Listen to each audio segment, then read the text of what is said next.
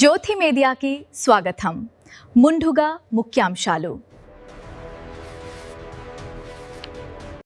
The Vijayawada two-wheeler mechanic and workers welfare association ఆధ్వర్యంలో మజ్జిగ పంపిణీ కార్యక్రమం నిర్వహించడం జరిగినది. విజయవాడ నవరం థియేటర్ వద్ద ఈ కార్యక్రమం జరిగినది.